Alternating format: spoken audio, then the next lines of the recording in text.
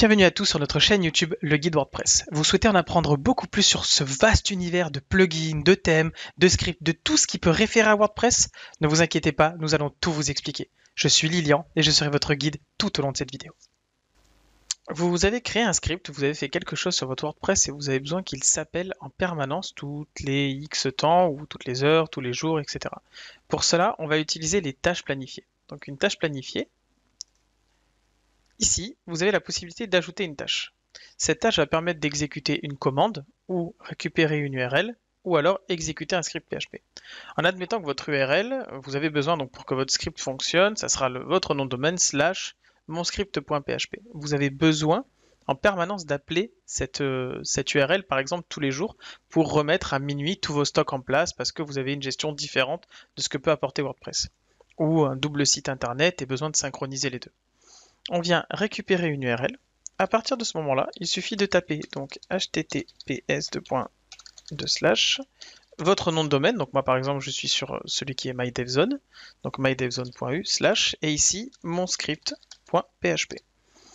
Ça, c'est l'URL qui va permettre de lancer mon script. C'est comme ça que moi je l'ai configuré parce que j'ai appelé mon script.php. C'est comme ça que je l'ai configuré et que je souhaite automatiquement que mon Plesk vienne appeler tous les jours. Donc là, par exemple, exécuter tous les jours ou toutes les heures, par exemple. Non, tous les jours. Je vais le mettre tous les jours à minuit. À minuit, tous les jours, j'ai cette URL-là qui va être appelée qui permettra de refaire une synchronisation ou par exemple une gestion des stocks. Voilà. Donc je l'appelle gestion des stocks synchro.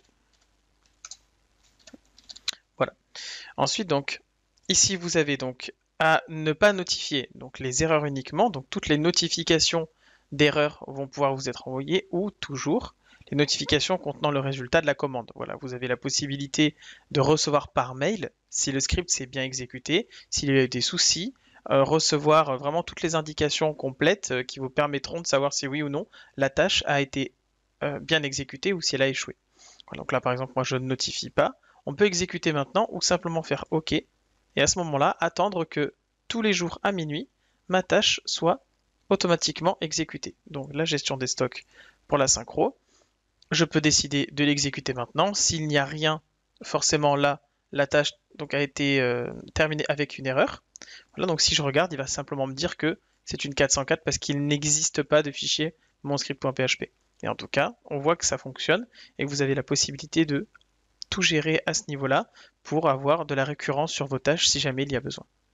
C'était un tuto présenté par mon-hébergement.fr. N'hésitez pas à visiter notre site internet pour plus d'informations et vous offrir enfin la possibilité d'avoir un hébergeur spécialisé WordPress à moindre coût.